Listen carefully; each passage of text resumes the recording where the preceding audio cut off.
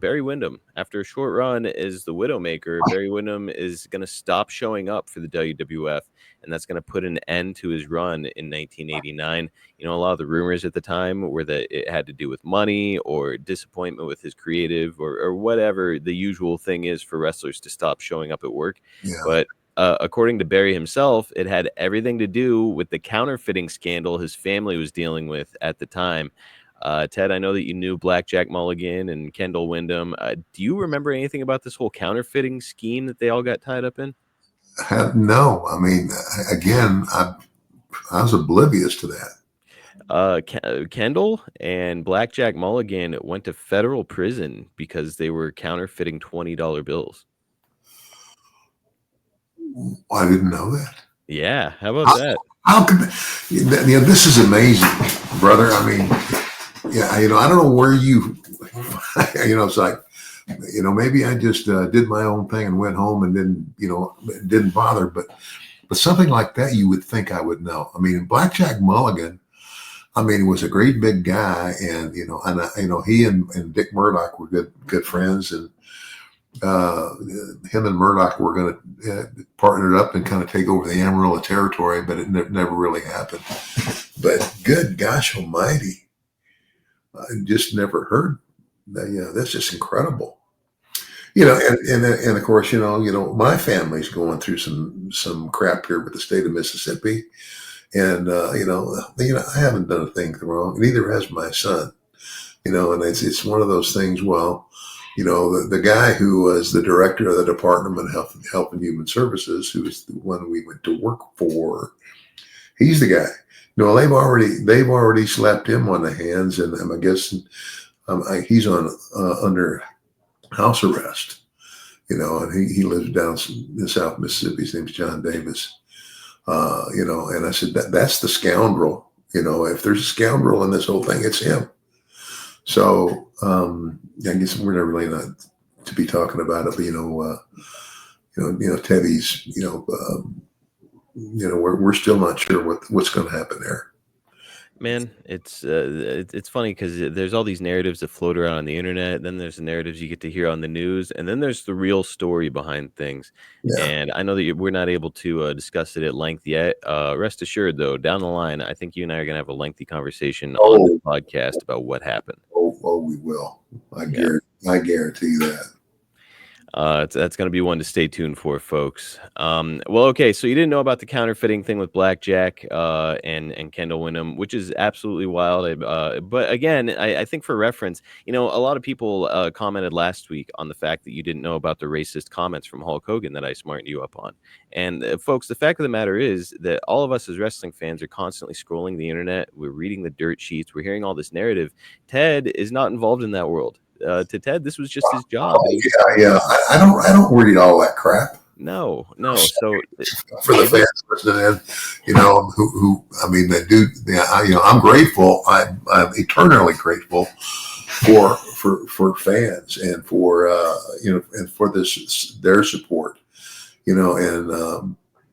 It's kind of like I can't get into a lot about what's going on with us, but. I guess one attorney put it this way. If you didn't have a celebrity name, Ted, none of this would be happening now. I 1,000,000% believe that. This is all, because somebody wants to be famous. But folks, if you think that back in 1990 or in modern day, Ted's reading the dirt sheets or scrolling social media looking for wrestling news, I got news for you. I know Ted well enough to know that shit is not happening. No. No, I mean, it's like, I don't care about all that stuff. I went and I did my job, and I'll be honest, doing my job took enough time up that it's like the last thing I wanted to hear about, look at, or talk about was wrestling. When I came home, it's like I shut that sucker off, because it did consume so much of my life. Mm-hmm. I mean, I don't know if the fans understand the way we traveled. It's I mean, especially in the early days when we were all driving our own cars, it was crazy.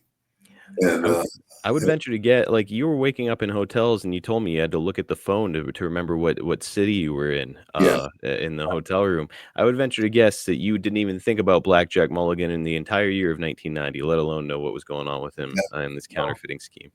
no, I have no idea. I know that he and Dick Murdoch were friends, and they were. I think they were talking about going together and like buying out the Funks, and for the Amarillo territory before Vince went, you know, national and international, but it never worked out. Mhm. So yeah, I knew Blackjack real well, and I knew Barry. I know Barry too. So it's just crazy. Well, speaking of Barry, because I know that you weren't aware of the counterfeiting deal, but Barry Windham, a really, really great talent, is leaving the WWF. Regardless of the circumstances, he's gone. And he's there for less than a year. And he's there under this gimmick, which is like, okay, whatever. It's the Widowmaker gimmick.